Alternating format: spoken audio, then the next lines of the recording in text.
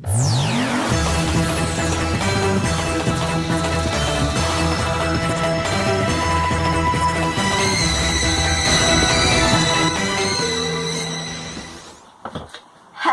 guys, I'm Pickles Parker, and today I will be ranking the Doctors from Doctor Who. Enjoy!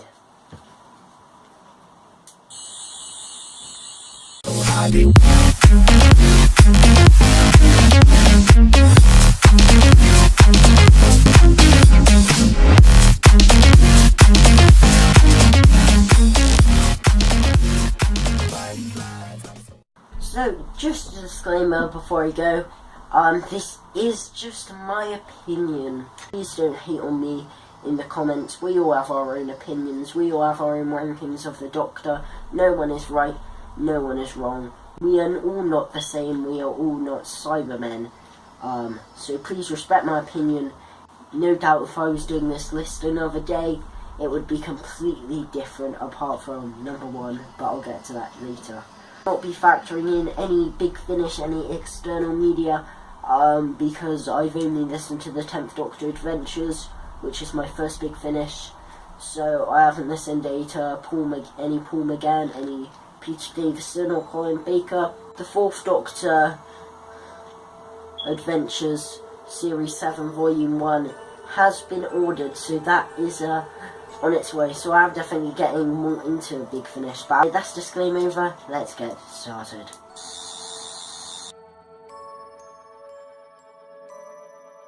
Yes, number 13, Sylvester McCoy. Now, I don't hate any Doctor, I love them all in their own way.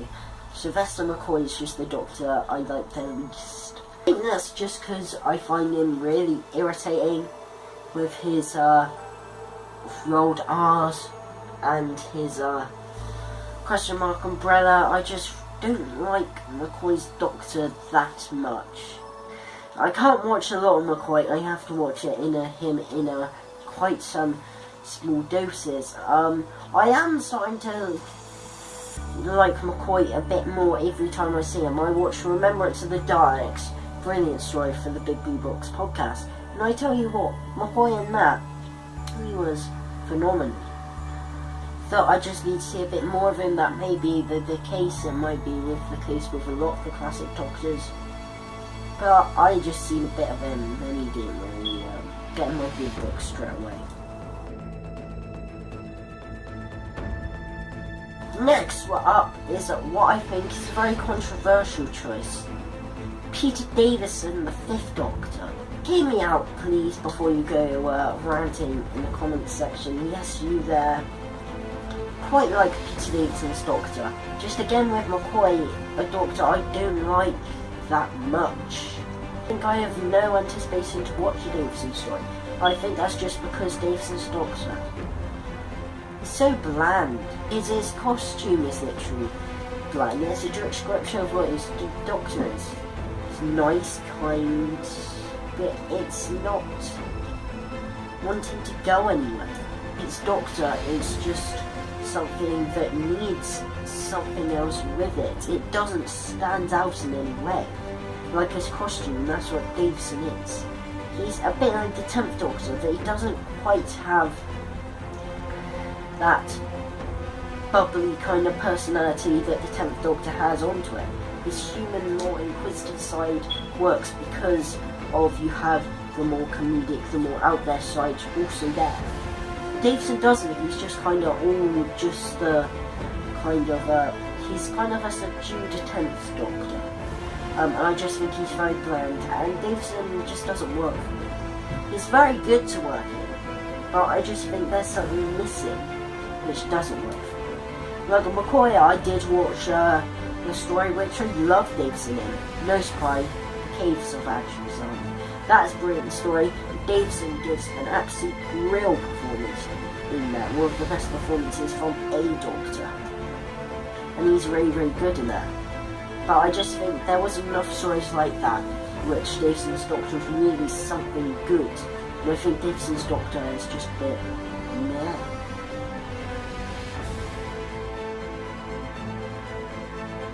So yes, Colin Baker, the Sixth Doctor.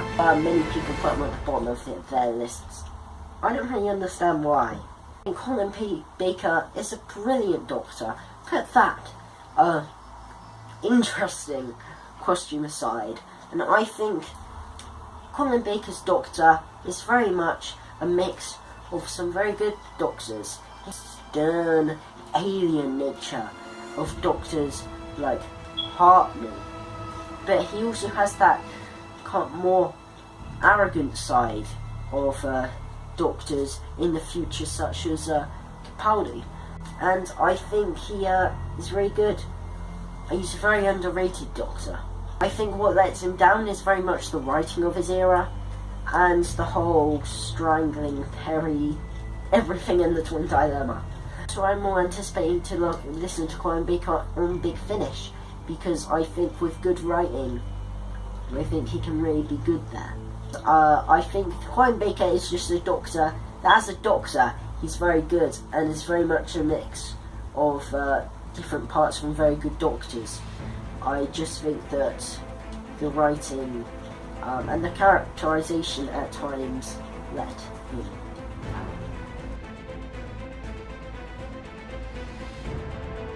Next up on my list is John Hurt, War Doctor. John Hurt is a Doctor which only appeared in the 50th.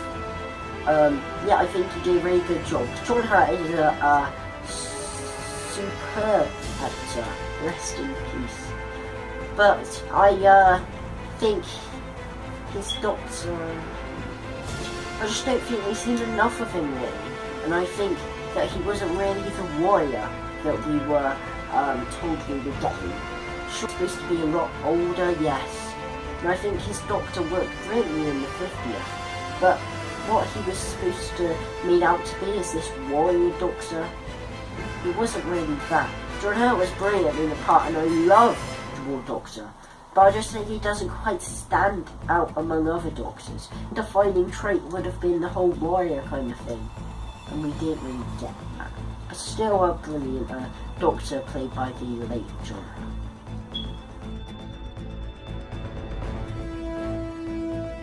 Next up we have the Doctor, the original you might say, Hartnell. Again, like Colin, a very underrated Doctor, which is interesting.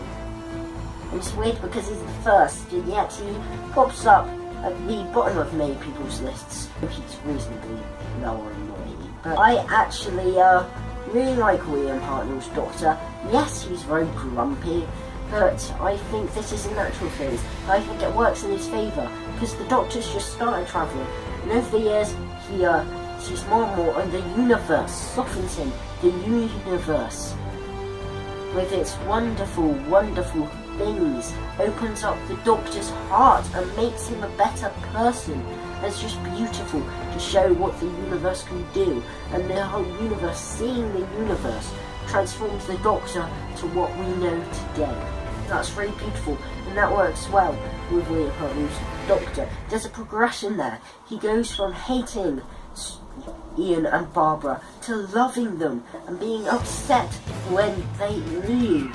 I just think that there's a whole arc with this Doctor, and it works well, and I'm very proud to have William Hartnell as the original Doctor.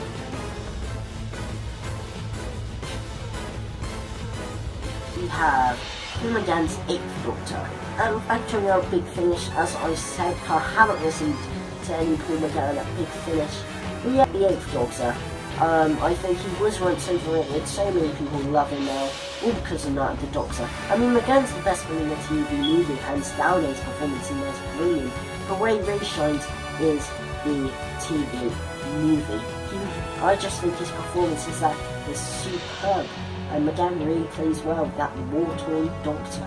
But he's a really good Doctor, and I really want to listen to him on Big Finish, because people say he's brilliant on that.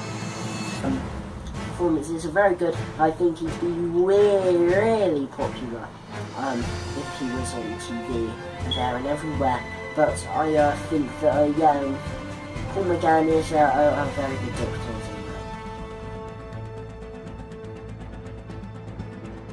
Next up, we have Peter Capaldi's 12th Doctor. Now, I'm not going to go completely into this because I'll talk more about that in the Peter Capaldi overview rants and discussions video that's on its way. He's a very distant Doctor, yes, and he's that I think deserved better. Now, Capaldi's been a lifelong Doctor Who fan, and his era is just shit. I mean, it's just terrible. There are a handful of good stories in the Capaldi era. Most of them are bad. Series 8 is appalling. And Clara, enough said.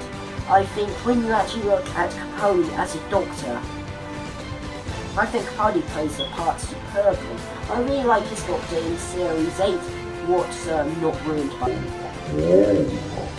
It's actually really good. I really like the brash, the rude, the arrogant side of the Doctor. Sure, they took it a bit too far.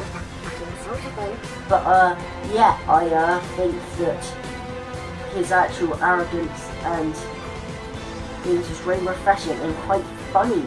Hated this Doctor in the initial watch, but I think actually me being a bit older and me watching them, I actually really like him. I really like his Doctor in Series 9. Many people say that they don't like Capaldi's Doctor in Series 9. I do. I think Capaldi still fits that bill superbly. I love his Doctor in Series 9 and always enjoy it. The problem is it's not the same Doctor. It's not a natural progression from the Series 8 Doctor. I love both Doctors.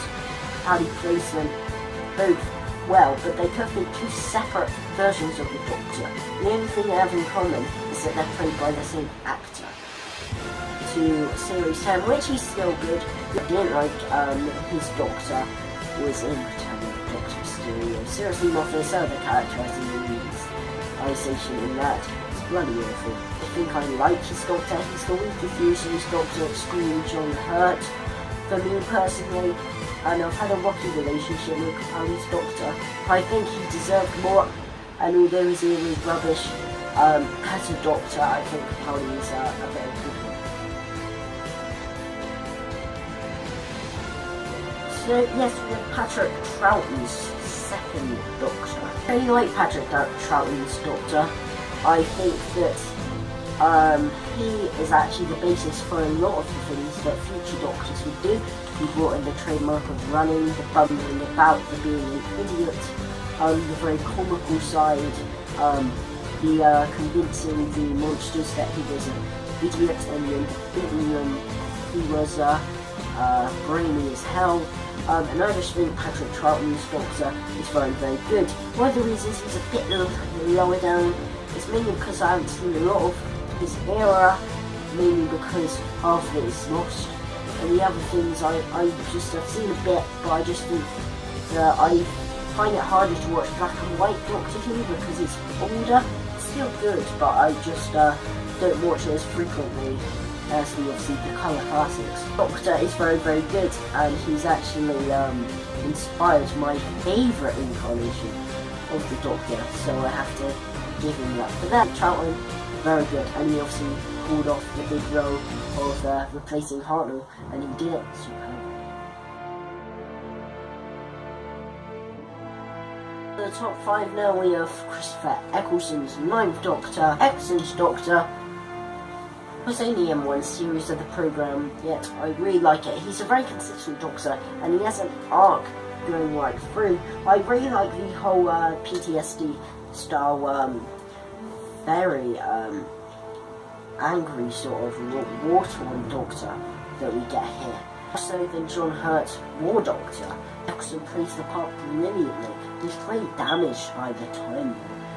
But I think that as he goes on, he shows Rose of the Universe, and he gets more happy as he goes on, as these jokey moments as well, which Eccleston also plays superbly.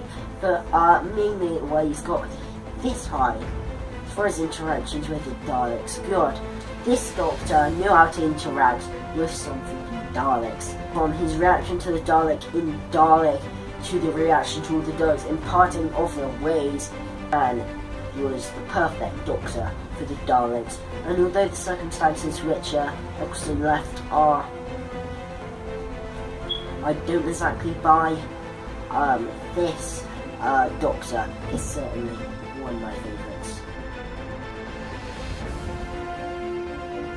Number 4, we have the third Doctor, John Pertwee. Now, if you'd spoken to me a few months ago, I would have said that John Pertwee is a bit down the bottom. I mean, I like his Doctor, but he's not really one of my favourites. A bit similar to Davison. The more you watch of this man before, you just love him. He's superb in the role. He has chemistry with everyone he's on screen with, and boy does that man know how to dress. His interaction with the whole unit team is brilliant, all his companions, and he has some whopper stories in his era. He was the man who was born to play the Doctor. And I just think that despite his era mostly just being set on Earth, that did not stop him from being a brilliant Doctor.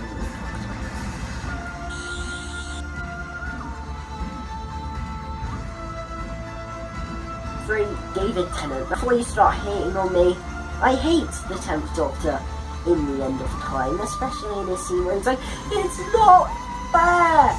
Just fuck off, David Tennant. Watch my End of Time Part 2 review that I did at the start of December. And you can see why I hate the 10th Doctor in The End of Time. Besides that, which is usually the reason people hate on the 10th Doctor, I actually think that the 10th Doctor is incredibly good Doctor. I love the 10th Doctor. I think that he is incredibly good, serious, and he can break out like that. I think that he's very good with the comedy, and although the romantic side I don't like, sometimes I think that the David Tennant is always a joy to watch, and he has so many layers to his performance, and I think David Tennant's Doctor, minus The End of Time, is always a pleasure.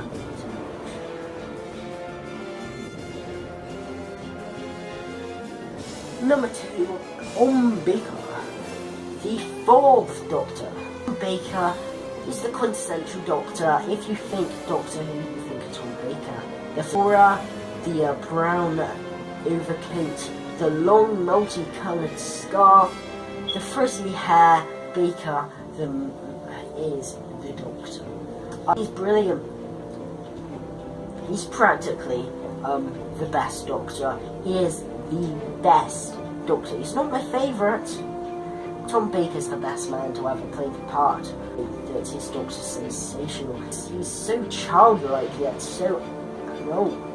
He just messes around all the time, yet he's so serious in others. I just think Tom Baker's Doctor is brilliant. I think the voice is brilliant, the look is brilliant, his aesthetics are brilliant. Would you like a jelly baby? I just think lines like there's no point in being grown up if you can't be charged sometimes. But yeah, I just think he's such a brilliant Doctor. He's everything every other Doctor has and more. But he's only number 2.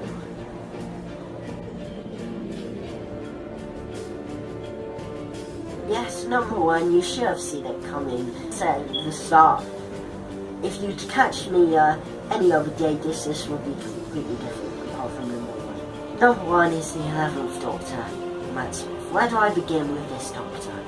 Now, this is my very first Doctor, my favourite Doctor, my first Doctor, my most nostalgic Doctor, all the way back when I was 7. I just love this Doctor, honestly. I always smile every time I watch a Matt Smith episode. If I'm going to pull a Doctor Who, I always want to pull a Matt Smith, honestly. He always improves the Doctor Who story. Matt Smith gives brilliant performances every day now. The characterisation of this Doctor is stellar. He's so quirky, so funny, just so brilliant. Inspired by Troughton, that is so brilliant in his own right. And now we can go like that, very much like Tennant, to just seriousness. But I just love the comedy of this Doctor. Every scene he's in, Matt Smith steals.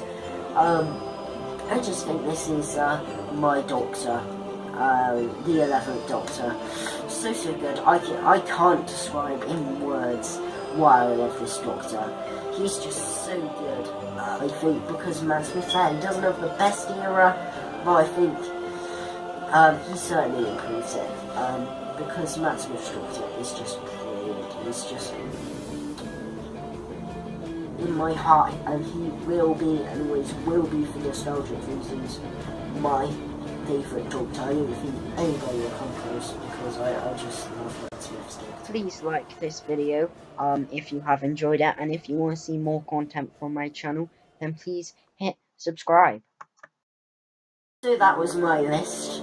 What did you think of it? No hateful comments in the comment box downstairs, but yeah, just comment your list, and within reason, put what you think of mine. Do you agree? Do you disagree? And I want to see how you would rank them as well. Also, thank you for watching, guys, and I will see you next time. Bye.